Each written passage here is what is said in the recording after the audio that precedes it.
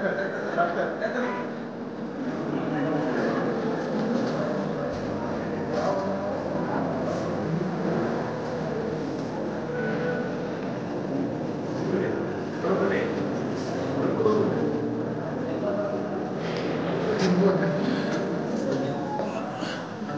ಕರ್ನಾಟಕ ರಾಜ್ಯ ವಿಶ್ವವಿದ್ಯಾನಿಲಯ ಸಸ್ಯಶಾಸ್ತ್ರದ ವತಿಯಿಂದ ಮತ್ತು ರೋಟರಿ ಮೈಸೂರಿನ ಎಲ್ಲ ವಿಭಾಗಗಳ ವತಿಯಿಂದ ನಾವು ಕಳೆದ 2 ದಿನದಿಂದ ನಡೆದಿದ್ದೀವಿ.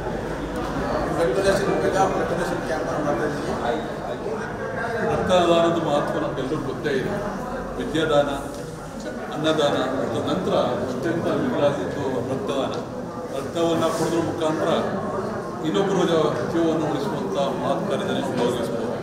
ಅಷ್ಟೇ ಅಲ್ಲದಂತೆ ನಾವು ರಕ್ತ ಕೊಡೋದ್ರಿಂದ ನಮ್ಮಲ್ಲಿರುವಂಥ ಕಬ್ಬಿಣದ ಅಂಶಗಳು ಹೊರಗಡೆ ಹೋಗಿ ಒಳ್ಳೆಯ ರಕ್ತ ನಮಗೂ ಸೃಷ್ಟಿಯಾಗುತ್ತೆ.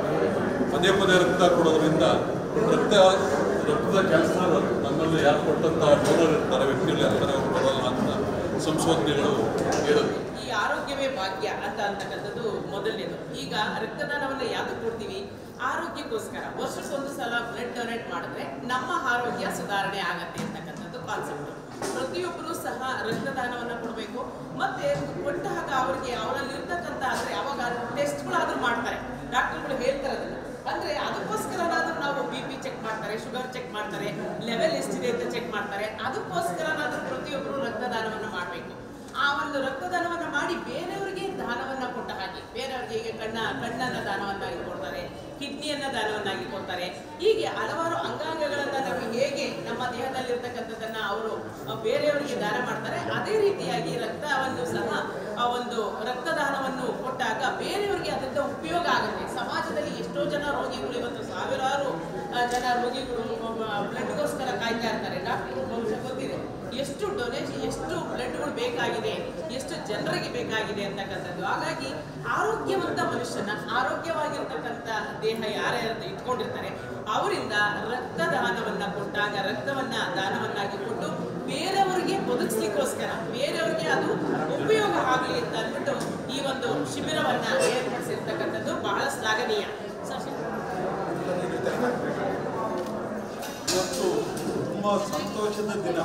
ಯಾಕೆ ಅಂತ ಅಂದರೆ ನಮ್ಮ ಕರ್ನಾಟಕ ರಾಜ್ಯ ಮುಕ್ತ ವಿಶ್ವವಿದ್ಯಾನಿಲಯ ಶೈಕ್ಷಣಿಕ ಕಾರ್ಯಕ್ರಮಗಳನ್ನು ಬಿಟ್ಟು ಈ ರೀತಿ ಸಮಾಜಕ್ಕೆ ಉಪಯೋಗವಾಗುವ ಕಾರ್ಯಕ್ರಮ ಮಾಡ್ತಾ ಇದ್ದಾರೆ. ಈಗ ಆಕ್ಸಿಡೆಂಟ್ಗಳು ಜಾಸ್ತಿ ಆಗ್ತಾ ಇದೆ, ರಕ್ತ ಬೇಕಾಗಿದೆ. ಅದರಿಂದ ಇದನ್ನು ತೆಗೆದು ಬ್ಲಡ್ ಬ್ಯಾಂಕಲ್ಲಿ ಇಟ್ಬಿಟ್ಟು ಅವ್ರಿಗೆ ಈಗ ರಕ್ತದಲ್ಲಿ ಈಗ ಅನ್ನ ಹೇಗೆ ಬೇರೆ ಬೇರೆ ರೀತಿ ಇದೆಯೋ, ರೊಟ್ಟಿ, ಅನ್ನ, ಮುದ್ದೆ ಈ ರೀತಿ ಇದೆಯೋ ಆ ರೀತಿ ಅದೇನೇನೋ ಬೇರೆ ಬೇರೆ ರಕ್ತ ಇದೆ.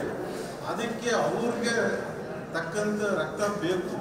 ಅದರಿಂದ ಅಂತ ನಮ್ಮ ಹಿಂದಿ ಪ್ರೊಫೆಸರ್ ಕೊಡ್ತಾ ಇದ್ದಾರೆ ರಕ್ತ, ನಮ್ಮ ಎನ್ವಿರಾನ್ಮೆಂಟಲ್ ಪ್ರೊಫೆಸರ್ ಲಕ್ಷ್ಯಾನು ಕೊಡುತ್ತೆ.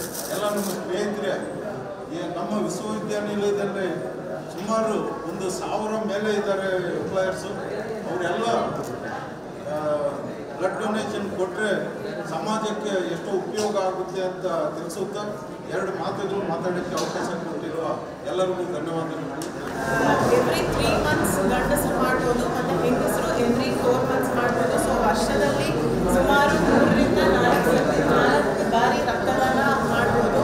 ಮತ್ತು ರಕ್ತದಾನ ಮಾಡೋದ್ರಿಂದ ದಾನ ಮಾಡೋದು ಆರೋಗ್ಯಕ್ಕೆ ಒಳ್ಳೆಯದು. ಹಾಗೆ ಒಬ್ಬರಿಗೆ ತುಂಬ ಅವಶ್ಯಕ ಇರುವಂತಹ ಒಂದು ವ್ಯಕ್ತಿಯ ಜೀವ ಸಹಿತ ಹಾಗಾಗುತ್ತೆ. ಸೊ ಹಾಗಾಗಿ ಸ್ವಯಂ ಪ್ರೇರಿತರಾಗಿ ಬಂದು ರಕ್ತದಾನ ಮಾಡಿ ಅಂತ ನಾನು ಕೇಳ್ಕೊತೀನಿ. ನಿಮಗೆ ಯಾರೇ ಒಬ್ಬರು ಪೇಷಂಟ್ಗಳು 5 ಪೇಷಂಟು ಅಥವಾ 10 ಪೇಷಂಟ್ ಏನೋ ಆಕ್ಸಿಡೆಂಟ್ ಅಥವಾ ಏನೋ ಒಂದು ಇದರಿಂದ ರೋಗಿಗಳಿಗೆ ರಕ್ತ 5 ಜನಕ್ಕೆ ಬೇಕಾಗ್ತಾ ಇದೆ. 7 ಜನ ರೋಗಿಗಳಿಗೆ 5 ಜನಕ್ಕೆ ಅಗತ್ಯ ಇದೆ. ಹಾಗಾಗಿ ನಾವು ಈ ರಕ್ತದಾನ ಶಿಬಿರನ ಹೆಚ್ಚು ಕಾನ್ಸಂಟ್ರೇಟ್ ಮಾಡ್ತಾ ಇದ್ದೀವಿ. ತುಂಬ ಅವಶ್ಯಕತೆ ಇದೆ. ಯಾಕೆಂದರೆ ನಾನು ಹೋದ ವರ್ಷ ಅಧ್ಯಕ್ಷ ಆಗಿದ್ದಾಗ ನನಗೆ ಈಗಲೂ ತುಂಬ ಕಾಲ್ ಬರ್ತಾ ಇರ್ತದೆ, ಸರ್ ಬ್ಲಡ್ ಕೊಡಿಸಿ ಆಗಿದೆ. ನಮ್ಮದು ಒಂದು ಸಂಸ್ಥೆ ಇದೆ ಚಂದ್ರಕಲಾ ಹಾಸ್ಪಿಟ್ಲಲ್ಲಿ, ಅಲ್ಲೂ ಕೂಡ ನಾವು ಪ್ರತಿ ವರ್ಷದ ರಕ್ತದಾನ ಶಿಬಿರನ ಏರ್ಪಡಿಸಿ ಆ ಒಂದು ಬ್ಯಾಂಕಲ್ಲಿ ನಾವು ಸಂಗ್ರಹಿಸ್ತಾ ಇರ್ತೀವಿ.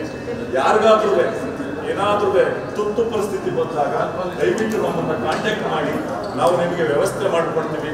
ಹಾಗೆ ಚಾಮರಾಜನಗರದಿಂದ ಅವರು ಕೂಡ, ಯಾಕೆಂದ್ರೆ ಚಾಮರಾಜನಗರ ತುಂಬಾ ಹಿಂದುಳಿದ ಜಿಲ್ಲೆ ಆಗಿತ್ತು, ಈಗ ಹೆಚ್ಚಿನ ಸೌಕರ್ಯಗಳು ಸರ್ಕಾರದಿಂದ ಬರ್ತಾ ಇದೆ. ಹಾಗಾಗಿ ಅವರೇ ಕೂಡ ಬ್ಲಡ್ ಬ್ಯಾಂಕ್ ಅವರು ನಮಗೆ ಸಹಾಯ, ಅವರೇ ಬಂದು ಎಲ್ಲರೂ ಇದು ಮಾಡ್ತಾ ಇದ್ದಾರೆ.